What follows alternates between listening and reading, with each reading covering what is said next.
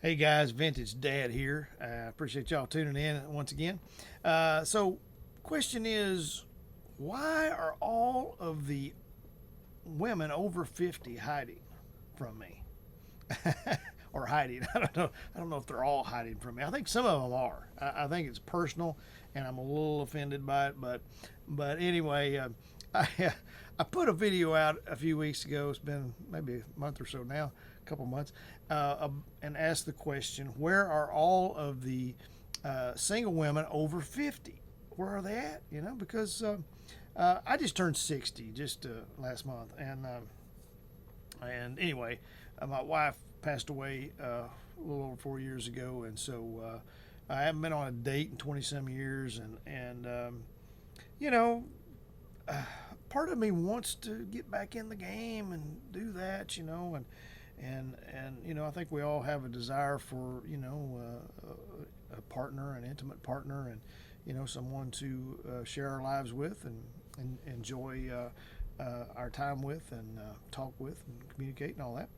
And of course, like I say, the intimacy and all that, and just to do things with, just to be with somebody, to be with and share our life with. So, uh, anyway, I'd ask the question: where are all the single women over 50? And so, a lot of the responses I got men and women actually, talking about it, responding, and a lot of the women were,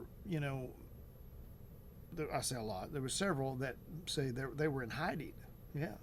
And so again, I don't know if they were hiding just from me or just from men in general. But anyway, either way, I'm okay with it. That's fine. Either way, but I get it, ladies, and some of the men were, they didn't. I don't think any of the men said they were in hiding, but they didn't want to date anymore, and I understand. How you want to be in hiding, so to speak, because you've had a bad you've had some bad relationships. It doesn't take very many bad relationships to turn you off of relationships. It's not like buying a car and you buy a car that's a lemon.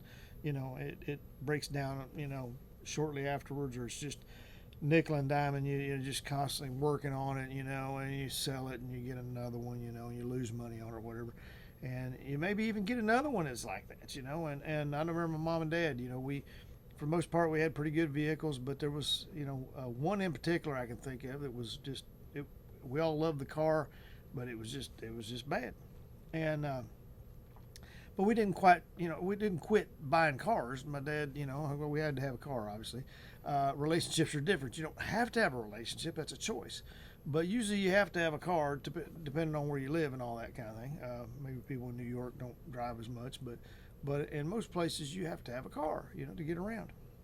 And so, but a relationship, when one goes south on you, it just affects you, of course, emotionally, mentally, physically, and it's hard to get over. Uh, so I get why women are in hiding. I get why you don't want to do that again. You don't want to go through that, and because even if you have a great relationship, and the person was faithful, and there was, you didn't fight, they weren't abusive or anything like that, but you fell in love with that person and you had a good relationship, and then they decide to break it off. They decide they're not in love anymore, or they want to do, they want to date other people, or they just, whatever, something changes for them, and it's detrimental to you. It's heartbreaking, and it's something you have to, like I say, it affects every part of your being, and it's a lot to go through, and nobody enjoys it. It's not enjoyable. Whether it's a divorce or just a normal breakup. I used to say years ago, I've only been married to one time, but I used to say, back before I got married, I'd say I've never been married, but I've been divorced 2 or 3 times.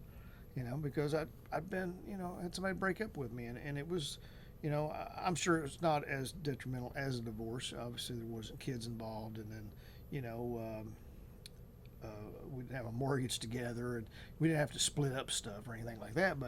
But still, the emotional part of it is still detrimental if you dated somebody for a few years and thought and hoped that they were the one that you were going to spend the rest of your life with. And whether, they change their mind or you change your mind, it can still hurt even if you're the one that changed your mind, because, for whatever reason, there was a red flag, you just fell out of love or whatever. But anyway, ladies and gentlemen, I get why you don't want to date again. I get, ladies, why you're in hiding, so to speak. And you just don't want to go through that again. Having the heartbreak. Then the other thing is too, if you've been married a long time,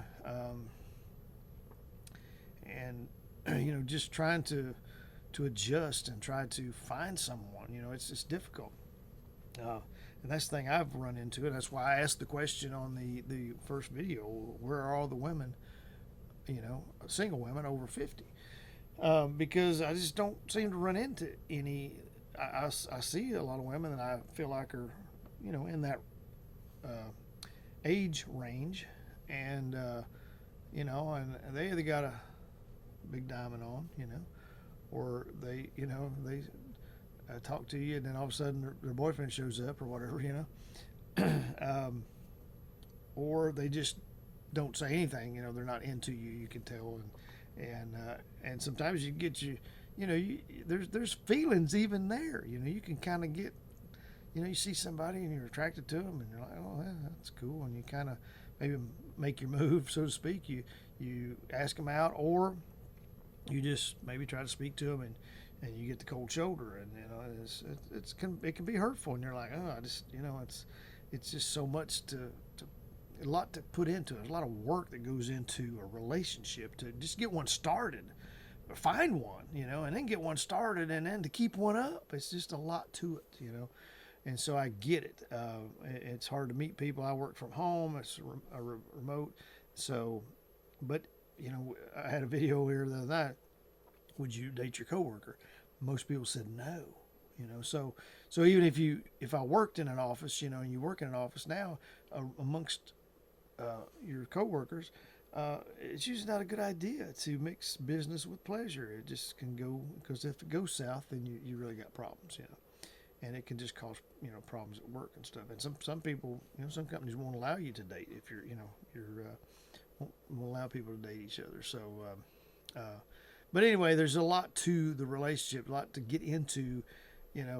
Even if you haven't been hurt much, it's just a lot of work to get where to find people, and then how to get it going, how to ask them out, or how to approach them, or whatever. Just seems like there's a lot that goes into it. And then for some of us who have been single a while, whether you're widowed or you're a widower, you're divorced, or you've just been single for a long time, or maybe you've never been married at all, so you've been single, and you get, as they say, set in your ways, and that's not a bad thing. It's just that you get used to being with you, and sure, you would like to have somebody to share things with, to talk with, share your day with, cuddle with on the couch, hold hands with, smooch with a little bit, you know what I mean? All those things. But is giving up your peace and your quiet and your joy and your way of doing things, you've gotten used to over the years of being single. Is it worth giving that up, And if it's the right person, it sure enough is, but finding that right person, and how do you know it's the right person? How do you know what that person's like? They seem really nice at work, or they seem really nice at Walmart, but you date them for a while and they're not so nice, and then you got to break up with them, and it's hard. That's hard to do. It's easy to well, I say it's easy to go out with people. Obviously, I've said it's not, because it's hard to find people, but it's easier to ask somebody out than it is to tell them you don't want to see them anymore, and to have to break that off. So there's a lot goes into that. I had one comment, speaking of peace. One lady commented that she didn't want her peace interrupted, and I thought that was cool. It was a good way of phrasing it. So she wasn't dating because she didn't want her peace interrupted. And we get in our own way of doing things. We you know, however we make the bed, however we, we brush our teeth, the times that we do those things, our routine, our nightly routine, I guess is what I'm trying to say.